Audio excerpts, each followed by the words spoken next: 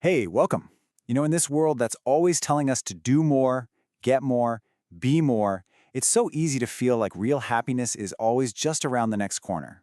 So today, we're going to dig into a single piece of ancient wisdom that offers a totally different way to find peace right here, right now.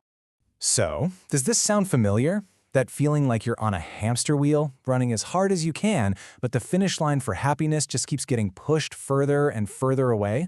It's just exhausting, right? But here's a thought. Is this just our problem, a modern thing, or something much older?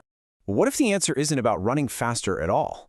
What if it's about just stepping off the treadmill entirely? We're going to unpack this incredible little verse from an ancient text that hits this exact feeling, and it actually gives us a roadmap out. Okay, so here it is. This is the verse that's going to be our guide for the next few minutes. I know, it sounds a little intense at first, calling you a fool, but trust me, every single line here is packed with wisdom. Let's just take it apart line by line.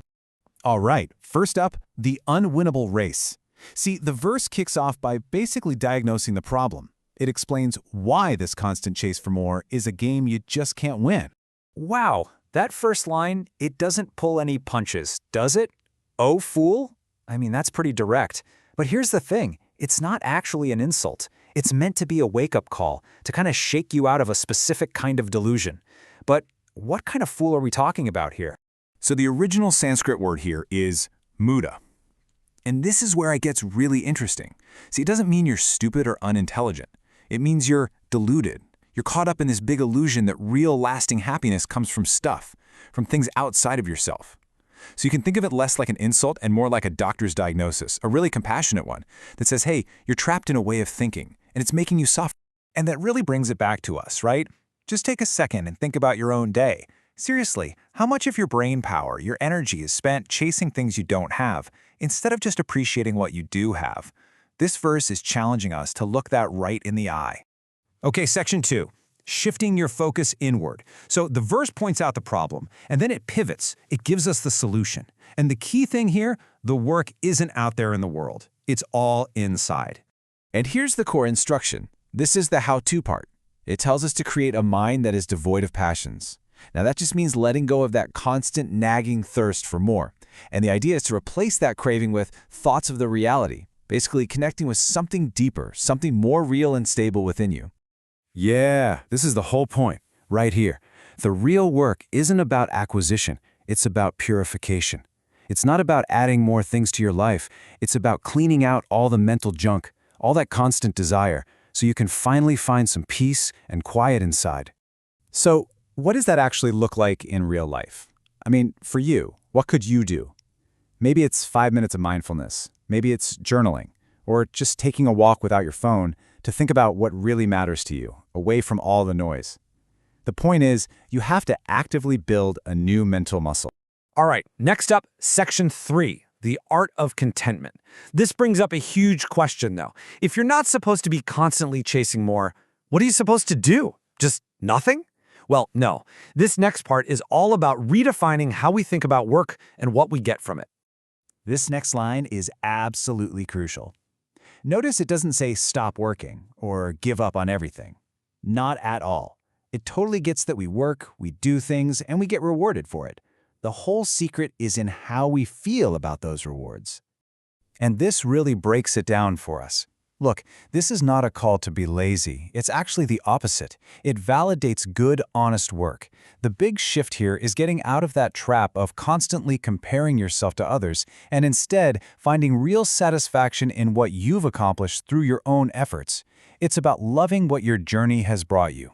And this brings us to another one of those really powerful gut check questions. Think about it. When you get something you've worked for, do you feel that genuine, warm sense of contentment? Or does your brain immediately jump to what someone else has and suddenly your win feels smaller? And that brings us to our final section, becoming your mind's master. This is the big finale of the verse, and honestly, it might be the most profound part. It's the ultimate goal of this whole practice, true freedom. I absolutely love this line. Entertain your mind, play with your mind instead of your mind playing with you. What a powerful image, right? It's saying you can get to a place where you are in the driver's seat, a place where you can find joy and entertainment from what's already inside you, instead of being constantly yanked around by your mind's anxieties and cravings and fears. And this, right here, really lays out the two options, the two paths. When your mind is the master, it just runs wild. And where does that lead? Anxiety, agitation, fear, frustration. But when you learn to make your mind your servant, your friend, your tool, what do you get? Calmness, peace, joy, comfort. The choice is literally yours. So let's put it all together. What's the takeaway? This ancient verse gives us a clear 4-step path. 1. Stop buying into the illusion that happiness is something you buy or achieve out there. 2. Do the inner work. Cultivate that sense of peace and wisdom inside. 3. Practice being content with what you've earned through your own honest work. And 4, the big one, master your mind. Don't let it be your master. And why go through all this trouble? What's the payoff? Because it's not just about feeling less stressed. The source tells us the prize for doing this inner work is, well, it's huge. It's a deep, unshakable peace. It's clarity. It's this natural kindness and love that just flows out of you, and it has absolutely nothing to do with your bank account or your job title. So in the end, this ancient wisdom really boils down to one simple choice. Your mind can be your absolute worst enemy or your very best friend. And so the question it leaves us with is simple, but it could change everything. In your life, right now, who's in charge?